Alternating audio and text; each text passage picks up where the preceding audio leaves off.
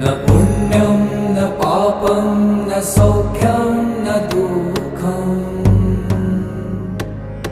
न मन्त्रो न तीर्थं न वेदा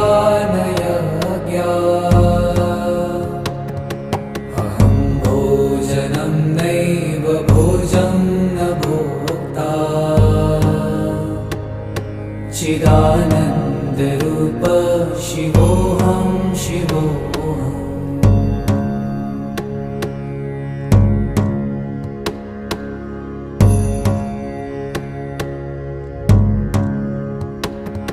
न मृत्युर्न शङ्का न मे जातिभेद